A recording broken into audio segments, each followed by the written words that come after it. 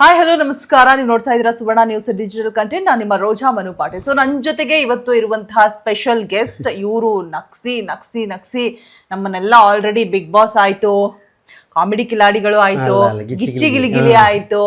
So ಈಗ ಒಂದಷ್ಟು ಅಂದ್ರೆ ಒಂಥರ ಆಲ್ ರೌಂಡರ್ ಇವ್ರು. ಬರೀ ನಗಿಸ್ತಾರೆ ಅಂತಲ್ಲ, ಸ್ಕ್ರಿಪ್ಟ್ ಬರೀತಾರೆ, ಒಳ್ಳೆ ಸಂಗೀತ ಹೇಳ್ತಾರೆ, ಕಿವಿಗೆ ತುಂಬಾ ಇಂಪು. ಅಂಡ್ ಗೊತ್ತಿಲ್ಲ ಈ ಇಂಟರ್ವ್ಯೂ ಮುಗಿಯೋಷ್ಟ್ರೊಳಗಡೆ ನನ್ ಹೊಟ್ಟೆ ಎಷ್ಟು ನೋವು ಬರುತ್ತೆ ಅಂತ ನಗಾಡಿ ಈ ಹಿಂದಿನ ಇಂಟರ್ವ್ಯೂ ಅಲ್ಲೂ ಕೂಡ ಅದೇ ತರನೇ ಇತ್ತು. ಅಂಡ್ ನಂಗೆ ಒಂದು ಸಂದರ್ಶನ ಅಂತ ಅನ್ಸೋದೇ ಇಲ್ಲ. ಬನ್ನಿ ವೆಲ್ಕಮ್ ಮಾಡೋಣ. ನಿಮ್ಮೆಲ್ಲರ ನೆಚ್ಚಿನ ಅಚ್ಚುಮೆಚ್ಚಿನ ವಿನೋದ್ ಗೊಬ್ರಗಾಲ ನನ್ನ ಜೊತೆಗಿದ್ದಾರೆ. ಸರ್ ಹಾಯ್ ಹಲೋ, ಹೇಗಿದ್ದೀರಾ? ಹಾಯ್, ನಾನು ಚೆನ್ನಾಗಿದ್ದೀನಿ. ಎಲ್ರಿಗೂ ನಮಸ್ಕಾರ.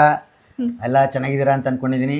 ಇತ್ತೀಚೆಗೆ ಹೇಗಿದೆ ಅಂತಂದ್ರೆ, ಒಬ್ರು ಸೆಲೆಬ್ರಿಟಿನ ಹೋಗಿ ನಾನು ಎಲ್ಲರ ಬಗ್ಗೆ ಹೇಳ್ತಾ ಇಲ್ಲ, ಮತ್ತೆ ಇದು ಕೂಡ ಇನ್ನೊಂಥರ ಆಗ್ಬಾರ್ದು.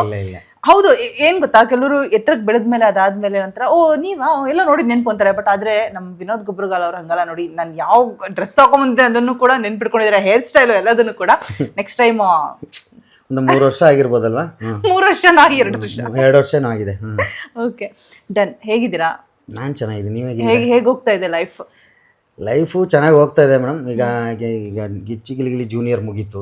ಮುಗಿದ್ಮೇಲೆ ಒಂದಷ್ಟು ಸಿನಿಮಾಗಳಿಗೆ ನಾವು ಮೊದಲೇ ಇದು ಮುಗಿದ ತಕ್ಷಣ ಡೇಟ್ ಕೊಟ್ಟಿದ್ದೀವಿ ಅಂತ ಹೇಳಿದ್ರು. ಈಗ ಒಂದೇನು ಅಂದರೆ, ಈಗ ಅಲಗಲಿ ಫಸ್ಟ್ ಅಲಗಲಿ ಮಾಡ್ತಿದ್ದು ನಿಲ್ತು, ಅದಾದ್ಮೇಲೆ ಸಿಕ್ತು ಗಿಚ್ಚಿ ಗಿಲಿಗಿಲಿ ಜೂನಿಯರ್ ಮುಗಿಸಿ ಆಮೇಲೆ ಸಿನಿಮಾಗಳು ಮಾಡೋಣ ಅಂತ ಅಂದ್ಕೊಂಡು ಕುಡುಕ್ ನನ್ನ ಮಕ್ಕಳು ಮತ್ತು ಅಜಯ್ ರಾವ್ ಸರ್ದು ಪಾರ್ಟ್ನರ್ ಅನ್ನೋ ಸಿನಿಮಾ ಅದರಲ್ಲೂ ಮಾಡಿದ್ದೀನಿ. ಈಗ ಇನ್ನೊಂದು ಅವ್ರದ್ದೇ ಪ್ರಾಜೆಕ್ಟ್ ಅದರಲ್ಲೂ ಮಾಡ್ತಾಯಿದ್ದೀನಿ. ಅದಾದಮೇಲೆ ಇನ್ನೊಂದು RX ಅಂತ ಒಂದು ಈಗ ನ್ಯೂ ಮೂವಿ, ಅದರಲ್ಲೂ ಮಾಡ್ತಾ ಇದ್ದೀನಿ. ಸೊ ಒಂದಿಷ್ಟು ಮೂವಿಗಳು ಹೋಗ್ತಾ ಇದೆ. ಆಮೇಲೆ ಇನ್ನೊಂದು, ನಾವು ಎಷ್ಟು ಜನರಿಗೆ ನಾವು ನಗಿಸ್ತಾ ಇದ್ದೀವಿ ಅನ್ನೋದು ಅವ್ರಿಗೆ ನಂಬಿಕೆ ಇರ್ತದೋ ಅಷ್ಟು ನಮಗೆ ಊಟ ಸಿಗ್ತಾ ಇರುತ್ತೆ ಅಂತ ಒಂದು ತೃಪ್ತಿ ಇದೆ. ಖಂಡಿತ ಹಂಗೆ ಜರ್ನಿ ಕೊಚ್ಚುಕು ಹೋಯ್ತಾ ಇರ್ತದೆ ಅಷ್ಟೇ. ಇರುತ್ತೆ. ನಾನು ಸಖತ್ತಾಗಿದ್ದೀನಿ. ಹೇಗಿದ್ದೀರಾ ಅಂತ ಕೇಳಿದ್ರಿ, ನಾನು ಆನ್ಸರ್ ಮಾಡಲಿಲ್ಲ. ಸಡನ್ ಆಗಿ ಇನ್ನೊಂದು ಕ್ವಶನ್ ತಗೊಂಡು, ಹೇಗಿದ್ದೀರಾ ಅಂದ್ರೆ ಚೆನ್ನಾಗಿದ್ದೀರಾ ಮನೆ ಕಡೆ ಎಲ್ಲ ಅಂತ ಕೇಳಿದ್ದು. ನೀವು ಚೆನ್ನಾಗಿದ್ದೀರಾ ಅಂತ ಕೇಳಲಿಲ್ಲ. ಓ ಹೌದಾ? ಮಧ್ಯೆ ನೀವೇ ನಾನು ಸಖತ್ತಾಗಿದ್ದೀನಿ ಅಂತ ಹೇಳ್ಕೊತಾ ಇದ್ದೀರಿ. ಅದು ನಾನು ಹೇಳಿಲ್ವಲ್ಲ ಸಖತ್ತಾಗಿದ್ದೀರಿ ಅಂತ. ಏನ್ ಮಾಡೋದು, ನೀವ್ ಹೇಳೋದ ನಮಗ್ ನಾವೇ ಹೇಳ್ಕೋಬೇಕು. ನಮಗ್ ನಾವೇ ಹೀರೋಯಿನ್ಗಳು ಅನ್ಕೊಬೇಕು.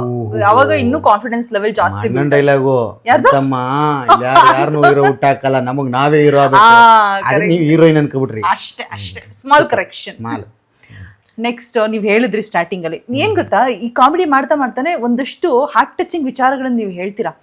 ನಿಜವಾಗ್ಲೂ ಅದ್ ಏನ್ ಅನ್ಸ್ಬಿಡುತ್ತೆ ಅಂದ್ರೆ, ಅದ್ ನಿಮ್ ಜೀವನದಲ್ಲಿ ಆಗಿದೆ ಅದಕ್ಕೆ ಹೇಳ್ತಿದ್ದೀರೇನೋ ಅನ್ನೋ ಒಂಥರ ಕನೆಕ್ಟ್ ಆಗತ್ತೆ. ನೀವ್ ಹೇಳಿದ್ರಿ, ಇವಾಗ ಯಾರೇ ಹೋದ್ರು ನಿಮ್ಗೆ ಹೊಟ್ಟೆ ತುಂಬಿದ್ಯಾ ಅಂತ ಯಾರು ನೋಡಲ್ಲ, ನೀವೇನ್ ಬಟ್ಟೆ ಹಾಕಿದೀರಾ ಅಂತ ನೋಡ್ತೀರಾ ಅಂತ ಹೇಳಿದ್ರೆ. ಅದೇ ಈಗ ನಾವು ಸಿಟಿಲಿ ಒಂದು ಮಾಲ್ಗಿಲಿ ಎಲ್ಲರೂ ಹೋಯ್ತು ಅಂದ್ರೆ ನಮ್ಮನ್ನ ನೋಡೋದೇ ಒಂಥರ. ನಾವೇನ ಫುಲ್ಲು ಗಲೀಜ್ ಬಟ್ಟೆಗೆ ಹಾಕೋದ್ರು ನಮ್ಮನ್ನ ನೋಡೋದೇ ಬೇರೆ ಥರ. ಅಕ್ಕಪಕ್ಕದಲ್ಲಿ ಈಗ ನಾನೇ ಫುಲ್ ಎಲ್ಲ ಕೆಸರು ತುಂಬ್ಕೊಂಡು ಪಕ್ಕದಲ್ಲಿ ಕೂತ್ಕೊಂಡು ನೀವು ಕೂತ್ಕೊಂಡಿರಾ?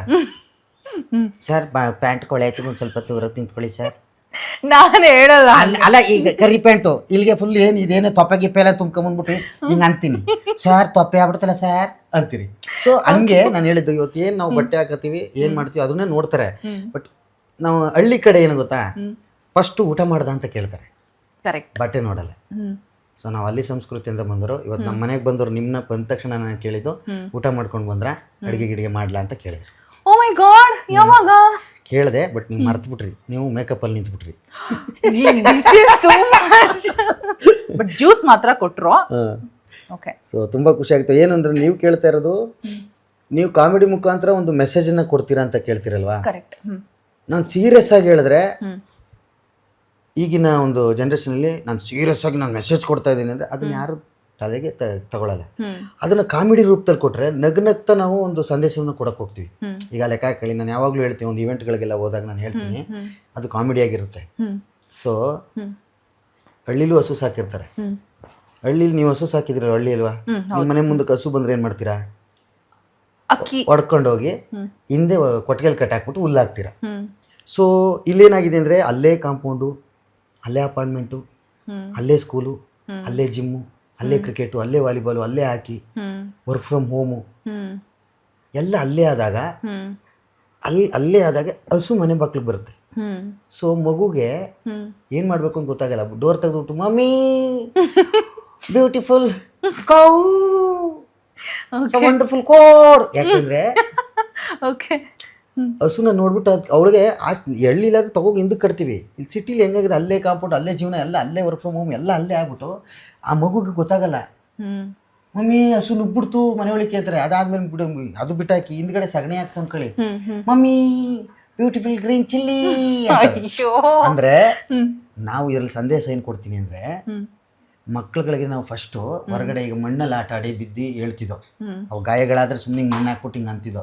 ಬಟ್ ಇವತ್ತು ಮಣ್ಣಿಗೆ ಆಡಕ್ಕೆ ದುಡ್ಡು ಕೊಟ್ಬಿಟ್ಟು ಆಡಿಸ್ತಾವ್ರೆ. ನಿಜ ನಿಜ. ಮಣ್ಣಿನ ವಾಸನೆ ಕುಡಿದ್ರೆ ಆರೋಗ್ಯಕ್ಕೆ ಒಳ್ಳೇದು, ಇಂಥ ಪರಿಸ್ಥಿತಿ ಬಂದ್ಬಿಟ್ಟಿದೆ. ನಾನು ಅದ್ರಲ್ಲಿ ಮೆಸೇಜ್ ಕೊಡೋದೇನು ಅಂದ್ರೆ, ಪುಸ್ತಕದಲ್ಲಿ ನೀವು ಕೌ ನಾಯಿ ತೋರ್ಬಿಟ್ಟಿದ್ದು ಬೌ ಅಂತ ಹೇಳಿರ್ತೀರಿ. ಹಸುನ ಎಲ್ಲಿ ಕಟ್ಟಬೇಕು, ಹಸುಗೆ ಏನ್ ಹಾಕ್ಬೇಕು, ಮಕ್ಳುಗಳಿಗೆ ಫೀಡ್ ಮಾಡಬೇಕು. ಮತ್ತೆ ಇವತ್ತಿನ ನಮ್ಮ ಪರಂಪರೆ ಉಳಿಬೇಕು ಅಂದ್ರೆ ನಾವುಗಳು ನಮ್ಮ ಮುಂದಿನ ಪೀಳಿಗೆಗಳಿಗೆ ಈ ತರ ನಮ್ಮ ತಾತರ್ದಿರು ಮಾಡ್ತಿದ್ರು, ಈ ತರ ಹಬ್ಬಗಳು ಮಾಡ್ತಿದ್ರು, ಈ ತರ ಹುಣ್ಮೆಗಳು ಆಚರಿಸ್ತಿದ್ರು, ಈ ತರ ಊರ ಹಬ್ಬಗಳಲ್ಲಿ ಈ ರೀತಿ ತಂಬಿಟ್ಟು ನಾರ್ತಿ ಅವೆಲ್ಲ ಮಾಡ್ತಿದ್ದೋ. ಹಬ್ಬ ಹುಣ್ಮೆಗಳ ಬಗ್ಗೆ ನಾವು ಅರಿವಿನ ಮೂಡಿಸಿದ್ರೆ ಅದು ಮುಂದುವರ್ಸ್ಕೊಂಡು ಹೋಗುತ್ತೆ. ಇಲ್ಲ ಅಂದ್ರೆ ಅಪಾಯಿಂಟ್ಮೆಂಟ್ ಒಳಗನೆ ಬಿದ್ದೋಗುತ್ತೆ. ಅಂದ್ರೆ ಅಪಾಯಿಂಟ್ಮೆಂಟ್ಗಳಲ್ಲಿ ಎಲ್ಲ ಹಬ್ಬ ಉಣ್ಮೆಗಳೆಲ್ಲ ಮಾಡ್ತಾರೆ. ಬಟ್ ನಾನು ಹೇಳ್ತಾ ಇರೋದು ಅಲ್ಲಿರೋ ಜನಗಳ ಮಕ್ಳುಗಳಿಗೆ ಎಲ್ಲ ಏನಾಗಿದೆ ಅಂದ್ರೆ ಮೊಬೈಲ್ ಯುಗ ಆಗ್ಬಿಟ್ಟೈತೆ.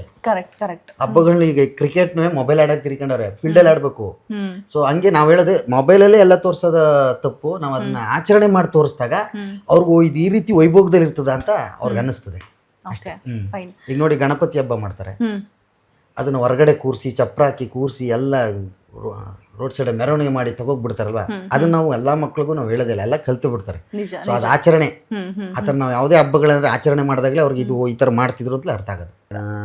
ನಮ್ಮ ಹಿರಿಕರು ಒಂದು ಮಾತಾಡೋರು, ಬೈಯರು ಸುಮ್ಮನೆ ಬಾಯಿ ಬಂದಂಗೆ, ಲವ್ ಯಾವ್ದಾರ ಮೊದಲು ಯಾವ್ದಾರ ಒಂದು ಹೆಣ್ಣು ನೋಡಿ ಮುಗ್ದಾರ ಹಾಕಿ ಫಸ್ಟ್ ಇವನ್ಗೆ ಹಂಗೆ ಹಿಂಗೆ ಏನಾರು. ಸೊ ನಾನು ಮುಗ್ದಾರ ಅಂತಂದ್ರೆ ಅಲ್ಲೇ ಅನ್ಕೊಂಡೆ, ಓ ಕಟಾಕ್ ತಸ ಇದ್ದಂಗೆ ನಾನು ಮದುವೆ ಆಗ್ಬಿಟ್ರೆ ಬೇಡ, ಮದುವೆ ಆಲೋಚನೆ ಒಂದು ಸ್ವಲ್ಪ ಸೈಡ್ಗೆ ಇಟ್ಟಿದ್ದೀನಿ. ಸೊ ಅದೇನೋ ಅಂತಾರಲ್ಲ, ಈ ಮಡದಿ ಇಲ್ಲದ ಮನೆ ಒಡೆದ ಮಡಕೆ ಅಂತೆ. ಮಡದಿ ಇದ್ರೆ ಮಡಕೆ ತುಂಬಾ ನೀರು ಇರ್ತದೆ, ತಗೊಂಡು ನೀರು ಕುಡಿಬೋದು. ಮಡದಿನೇ ಇಲ್ಲ ಅಂದಾಗ ಒಡೆದ ಮಡಕೆ ಇದ್ದಂಗೆ. ಯಾಕಂದ್ರೆ ಕೊಡೋ ನಮ್ಗೆ ಯಾರು ಅಡುಗೆ ಪಡ್ಗೆ ಅವೆಲ್ಲ ಇಲ್ಲ. ಹಂಗೆ ನೋಡೋಣ, ಟೈಮ್ ಬರ್ಲಿ, ಯಾವಾಗ ಇವ್ರು ಗೊತ್ತು ಬಿಡಿ. ಸೂಪರ್ ಅಲ್ಲ.